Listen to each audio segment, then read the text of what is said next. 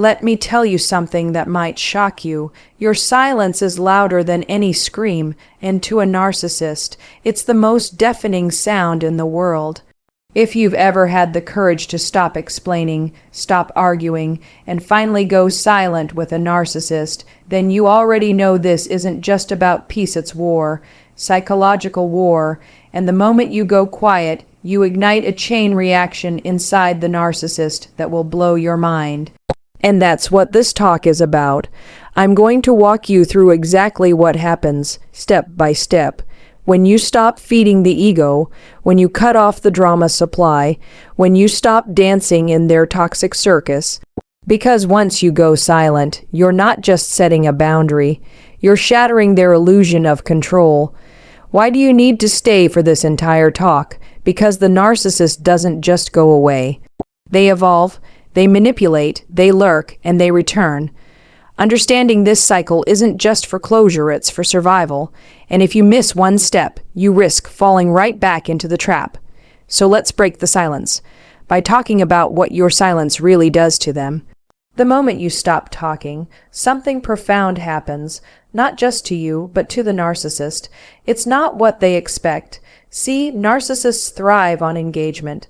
They're addicted to attention, your attention. Every text you send, every argument you entertain, every justification you give, it's fuel. Whether you're yelling or crying or even just asking for clarity, it feeds them, because to a narcissist, emotional reaction equals power. They don't care if it's positive or negative. They just want to know they still control your energy.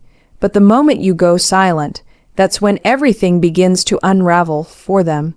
That silence hits harder than any words ever could. They don't know what to do with it. They're confused, off balance, panicking behind the mask. They never thought you'd actually stop engaging, because here's the truth. They counted on you always coming back. Always explaining, always softening. They expected your forgiveness. They relied on your empathy. But now that you're not playing the part they cast you in, you've broken the script. You've walked off stage mid-scene. And now they're standing there alone with no audience, no applause, and no spotlight. That silence, that's chaos for a narcissist. At first, they try to rationalize it. They're just upset. They'll reach out, give it a day. They may even act unbothered at first, maybe even smug. But inside, they're spiraling because they don't have control anymore. They've lost the grip. That empty space where your energy used to be, it becomes unbearable. It's not about love, it never was. It's about dominance.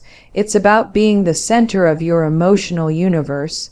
And now that you've stopped orbiting around them, they feel it like withdrawal. And trust me, it's brutal. They refresh their messages. They check your social media.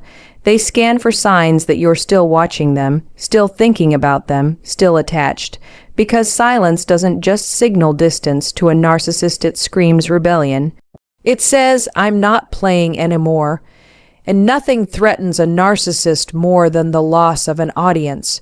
You're no longer reacting, and that reaction is the oxygen their ego needs to breathe. So they start to suffocate. They'll wonder if you've moved on, if someone else is giving you the attention they once controlled. They'll start to fantasize scenarios in their head, most of them twisted, because they can't tolerate not knowing what you're doing, who you're talking to, what you're thinking. They'll imagine your silence is an attack, a manipulation. They'll project, blame, assume, anything but take responsibility for why you pulled away in the first place. This is the moment where you have to understand your power. Because your silence isn't just the absence of words, it's the presence of strength. It's you choosing not to engage in a game you never consented to. It's you choosing peace over performance. But here's where it gets dangerous. They won't let that go easily. Your silence becomes their obsession. And that's why it's the most important part of the narcissistic cycle. Because this is the trigger that sets off everything else. Before the silence, you were predictable. They could push buttons, they could provoke reactions, they knew which words hurt you, which compliments brought you back, but now you're unreadable, untouchable, and that mystery drives them mad. You're no longer providing a script for them to control. So now they're improvising, and they're not good at that. Narcissists need certainty, patterns, control. Without that, they're emotionally naked, and when you take your energy back, even in silence, you send a message louder than any confrontation ever could. You don't own me anymore. It makes them feel powerless, and that's something a narcissist simply cannot tolerate. They'll feel threatened, they'll try to provoke you indirectly at first, maybe by posting something online, maybe by trying to trigger jealousy, maybe even by pretending to be indifferent. But remember this, all of it is reaction. You've already made the move that disarmed them. That silence wasn't just a boundary. It was a weapon of self-respect. And when you go quiet, what you're really doing is forcing them to sit with something they never want to face, themselves. They're left alone with the mirror they've avoided their whole life. No more distractions. No more emotional chaos to blame on you, just silence, and in that silence is a kind of truth they can't hide from. You're gone, not just physically, but emotionally, and that, to a narcissist, is unbearable. Because deep down, beneath the arrogance and manipulation, they are terrified of being invisible, and your silence is proof. They no longer matter the way they thought they did. Once your silence sets in, and they realize you're not just bluffing, when they feel that sting of being cut off from your energy, the narcissist doesn't reflect, doesn't grow, and certainly doesn't let go. No, they launch into the next phase, and it's a manipulative one. It's what's called hoovering. Think of it like a vacuum. They're trying to suck you right back into their toxic orbit, and make no mistake, this isn't love. This isn't remorse, it's strategy. You see, narcissists don't value connection. They value control, and now that your silence has shaken their sense of power, they're not mourning the relationship. They're mourning the loss of dominance. So they flip tactics. The insults vanish, and out comes the fake charm, the sudden vulnerability, the "I've changed" speech. And for someone who's still emotionally raw, this can be dangerously convincing. At first, it might look like a gentle check-in, a text out of nowhere, "Hope you're okay," or maybe a carefully timed message with a memory you once shared, something designed to pull at your heart.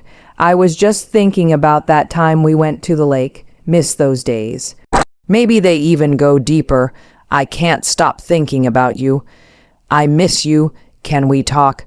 It can feel disarming, especially if you've been sitting in silence, wondering if they ever cared. Suddenly, they're saying all the right things. Maybe even things you begged to hear during the relationship but never got, and that's intentional. They know exactly where your emotional bruises are, and now they're pressing just hard enough to open the door again. But you need to understand something critical. Narcissists do not come back because they realized your worth. They come back because they realized they lost their grip. Hoovering is a performance, a calculated move to get you to respond. Because once you respond, once you break the silence, you're re-entering the game, and they win. It's not always obvious either. Sometimes it's an apology wrapped in just enough sincerity to spark hope.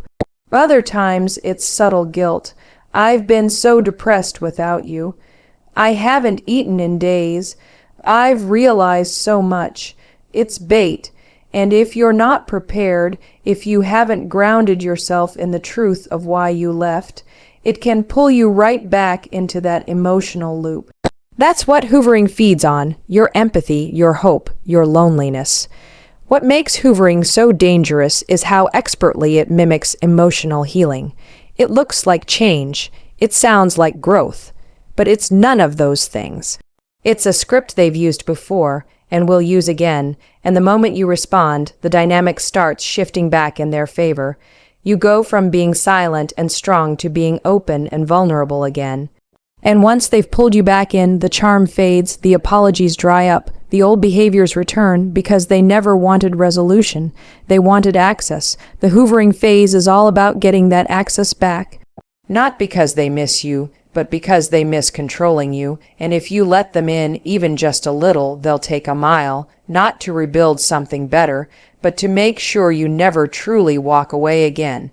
When silence fails to pull you back in, when the hoovering attempts fall flat and you don't respond the way they hoped, the narcissist's mask starts to crack, and what comes next isn't love or healing or closure. It's rage, cold, calculated, and terrifying. See, your silence isn't just rejection to a narcissist, it's humiliation. It wounds their ego in a way they can't process rationally. You're not just someone who walked away, you're someone who dared to ignore them. And for them, that's personal, that's war. You didn't just step out of the conversation. You stepped out of their control, and when that control slips, they don't get sad, they get vicious. The charming messages turn passive-aggressive, then aggressive. So you're really doing this? Wow, you've changed. You're just like everyone else. They'll mock you, guilt you, or accuse you, and if that doesn't get a reaction, they escalate. They may start reaching out to people around you, friends, family, even coworkers, just to create chaos, to ruin your name, to make you look like the villain while they play the victim. Because if they can't control your emotions directly, they'll try to control your environment. And it's not always loud. Sometimes it's subtle, which makes it even more dangerous. A vague post on social media designed to get under your skin, a message to someone close to you that's accidentally seen. A rumor they quietly plant and let grow. The narcissist's rage is often disguised as strategy. It's meant to provoke you into breaking silence, because if you respond, even to defend yourself, they win. They've pulled you back into their toxic game, but this rage, it's not about you. It's about their ego. You are the trigger, not the target. What they're truly lashing out against is their own powerlessness. And rather than sit in that discomfort, they turn on you. They don't want closure. They want submission. And if you don't give it to them willingly, they'll try to force it through retaliation. The narcissist doesn't handle rejection like a normal person. They can't reflect, they can't accept, so instead they attack, and the more silent and composed you remain, the more vicious their tactics become. Because to them, your peace feels like punishment, and they want to punish you back for daring to take your power with you when you walked away. The moment you stop doing what you've always done, checking in first, apologizing when you didn't do anything wrong, making excuses for their behavior, or carrying all the emotional weight, everything starts to shift. It's not always comfortable. In fact, it often feels like standing on the edge of a cliff. You've spent so long filling a role that when you stop, people notice, and how they react in that moment. That's your truth. That's the information you've been needing. Some people will be shocked, not because they didn't see the imbalance, but because they never expected you to notice it. They got used to you showing up no matter how they treated you. They thought your loyalty meant you'd stay quiet, keep giving, and never question the lack of return. So when you stop playing your part, they either get defensive, distant, or dismissive. Others might try to pull you back into the pattern. They'll say things to trigger guilt, make you feel like you're the one who's changed or that you're being cold, but really, they're just uncomfortable with the version of you that now has boundaries. And boundaries always upset the people who benefited from you having none. They're not reacting to your silence. They're reacting to your power. They're not hurt that you pulled back. They're hurt that they no longer have control over you. That's the moment clarity hits, because the people who truly care about you, who value your presence, will notice the shift, and they'll step up, they'll reach out, they'll ask what changed, they'll show effort without you having to beg for it. That's the kind of response that confirms your worth isn't invisible. But when someone's only connection to you was rooted in how much you did for them, they'll fade. They'll vanish the second you stop performing. And that's not a loss. That's a revelation. You didn't lose anything.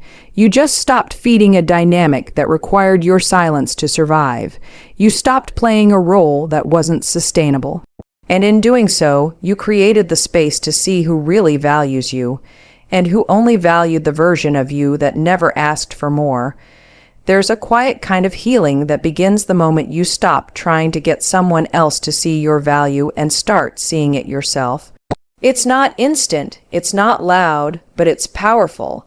After you've spent so much time trying to prove your worth to someone who couldn't or wouldn't recognize it, stepping back feels like learning how to breathe again. You begin to notice how much energy you were leaking in the name of love or loyalty, how much of yourself you handed over without realizing it, and now, piece by piece, you start to pull that energy back. You stop overthinking your words. You stop obsessing over replies. You stop tying your piece to someone else's attention. That's where the shift begins, not in anyone else, but in how you show up for yourself. You start making decisions from a place of self-respect, not desperation. You start choosing silence instead of over-explaining, distance instead of begging, peace instead of chaos, and while it's hard at first, it can feel lonely, disorienting even, it eventually becomes freeing. Because for the first time in a long time, you're no longer stuck in the emotional quicks, and of needing someone else to choose you. You've started choosing yourself. You remember what it feels like to laugh without overanalyzing, to speak without censoring, to exist without constantly checking whether you're too much or not enough. Your confidence starts to rise, not because someone gave it to you, but because you stopped giving people the power to take it away. The healing doesn't mean you stop caring. It means you stop abandoning yourself to be cared for. It means you stop shrinking to make others comfortable. It means you stop ignoring your own needs just to keep someone else happy. And somewhere in that process, your identity begins to return.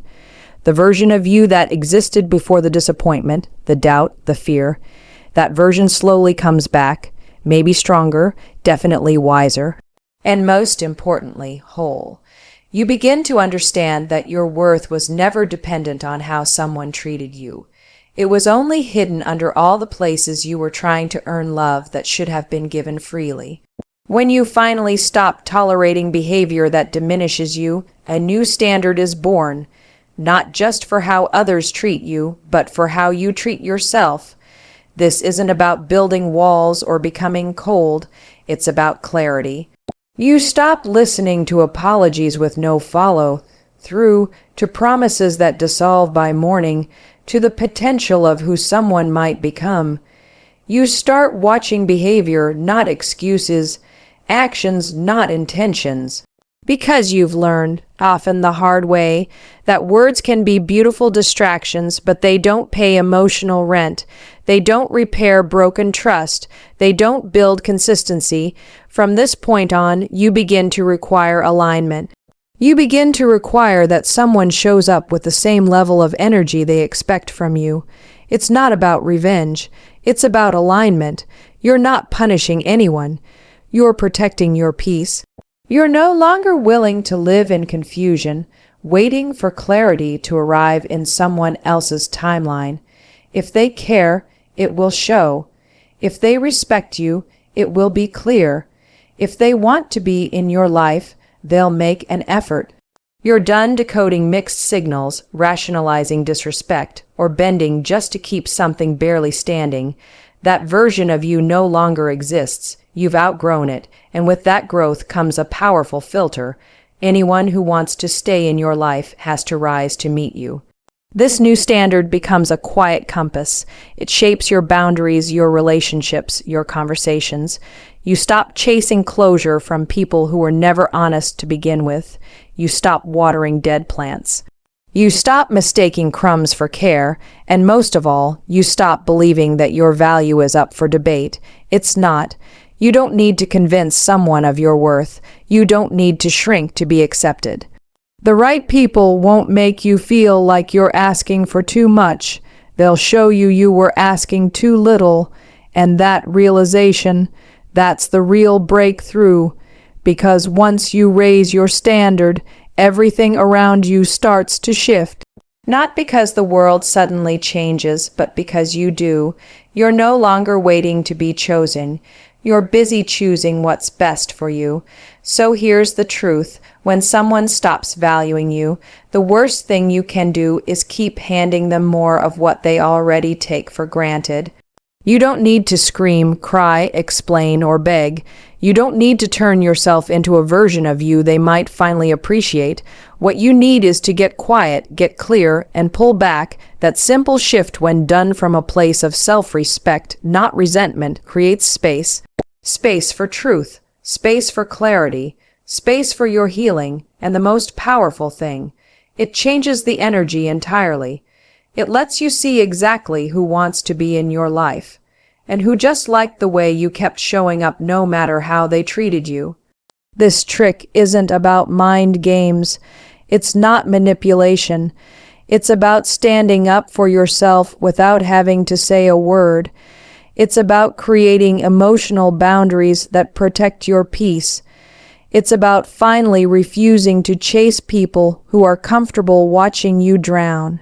Because the version of you that begged, over-explained, and fought to be seen, that version is done. Now you observe, you protect your energy, you let silence speak louder than your words ever could. And when you do that, everything changes. You attract differently, you expect differently, you live differently, because once you realize your value, you stop discounting yourself just to stay in spaces that don't honor you. You become unavailable to disrespect, unavailable to confusion, unavailable to people who love the attention but not the commitment. So if someone doesn't value you anymore, try this simple trick. Pull back, shift your energy, and focus on you. Watch what happens next. Watch who shows up. Watch who disappears.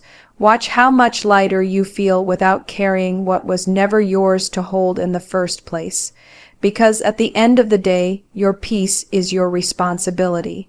Your worth is not negotiable, and your energy is far too expensive to keep wasting on people who never deserved it in the first place.